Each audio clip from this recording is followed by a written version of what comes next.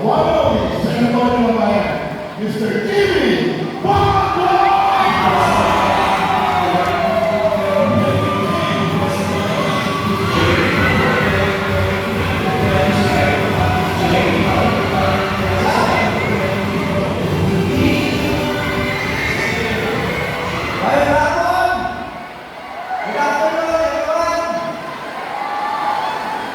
Nakalimutan ni DJ Pogi na rally ni Pastor Julio. Pero salamat sa nakakawalan ng intro. Speech o kanta?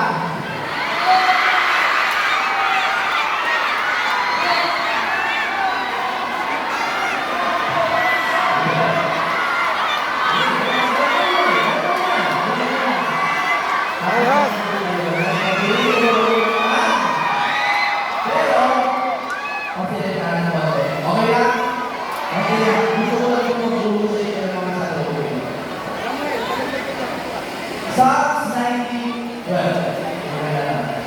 Teach us to number our days, O Lord, so that we may gain a heart of wisdom. Tagalogin din natin. Sana nakikinig kayo. Nakikinig ba kayo?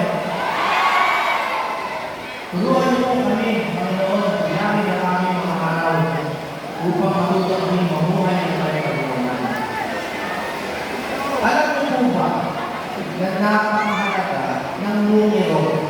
Numbers are important. 72 days na lang po at eleksyon na. Ano po yung sabihin nun? 72 days lang po. Senador na kami lahat. Tuturuan mo po.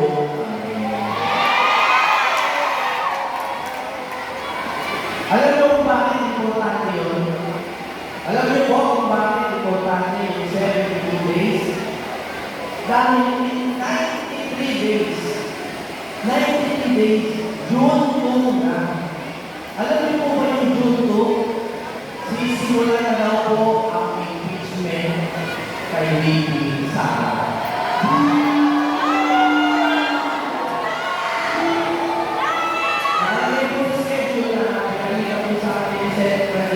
Yun ang presentation ng markers of impeachment to the Senate. Papayag ba kayo nun?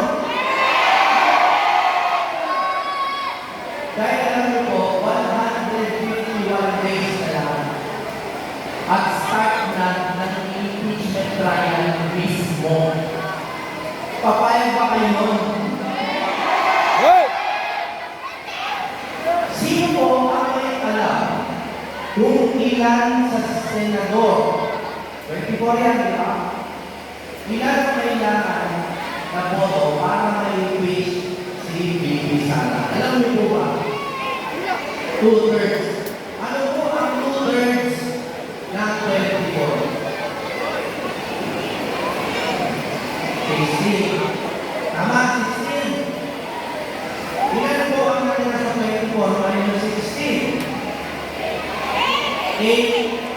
Ibig sabihin, kung meron tayong 8 na senador plus 1, hindi ma-i-impeach si Vice President. Ilan po ba ang senador ng Pilipinas? Vote strike! Yan! Duterte 9 yung tawag nila. Duterte 9. Isa-isay natin, dinatin mo yan. Jimmy Boto. Bato de la Rosa.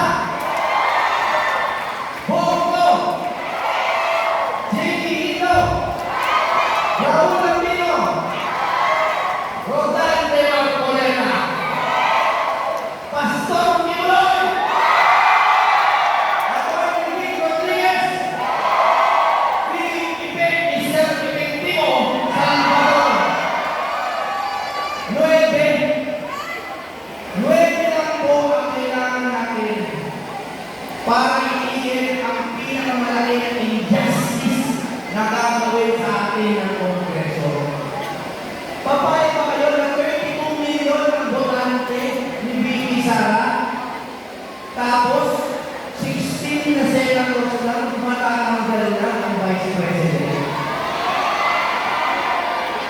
Numbers are important. Tama.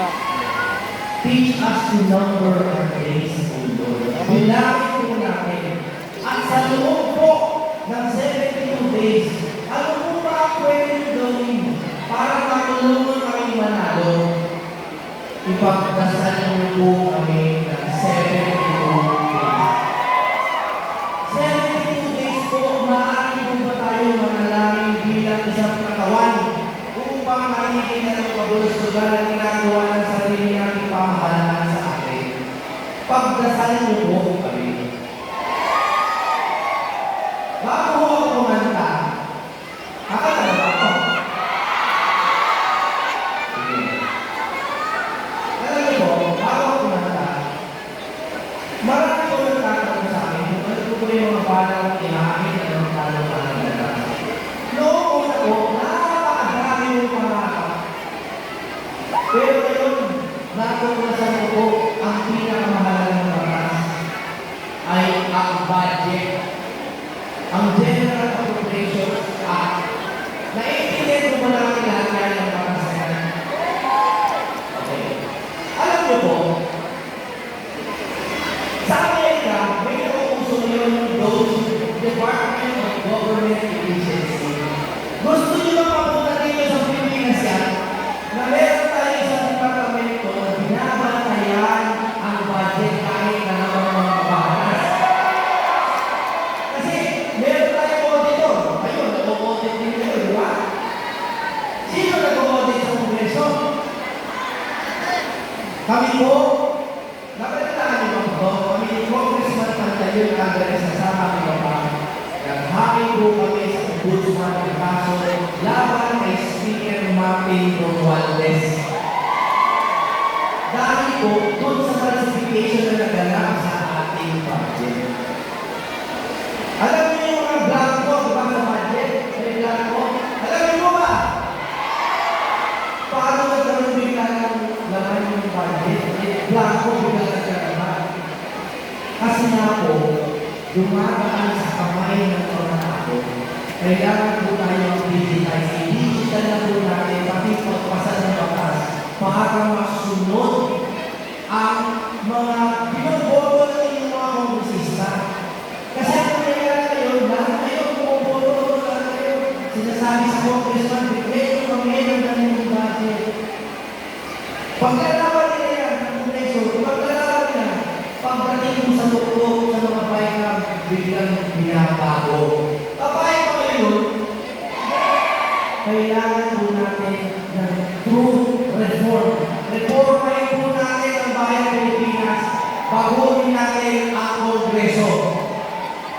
Kakanta na ba ako? Salamat po. Marami pa po magsasalita. Alam niyo ba ang napansin ko? Parang ayaw yung nagsiseryoso ako. Kasi po, napakahirap ko talaga na bubuhay ko. Nasanay ko ako na pinahihigaya ko lang ngayon ngayong pagkakas. Sana po, bigyan niyo ako pagkakataon na bukod sa awayan tayo. Gusto ko rin makita. Yung 50 years old na po ako, alam ko hindi ako mag-50. Alam ko ako, born na yan ako. Alam ko. Pero birthday ko bukas. Bukas. Namayaw ka sa tayo. Pagdating mo ng susunod yung birthday, sinalo na po kami. Sana po pagbigay mo po ang Duterte na yan. Hindi na po magpaligaya sa iyo ng ganitong pansamantala. Kundi paligayahin po ang buong buhay ninyo. Yung mga tuloy ninyo, mga istoryahan ninyo, mga bahay ninyo, sana po tulungan kayo. Pero ngayon, kakantahan ko yan. Nung ulo pa lang yung Pastor Tuloy, ang pinakata seryoso, tunay na raya. Akala niyo yung tunay na raya? Dahil malalang marami sa inyo na rin kayo, baka tuloy ko ba? Okay lang ba sa inyo? Love song.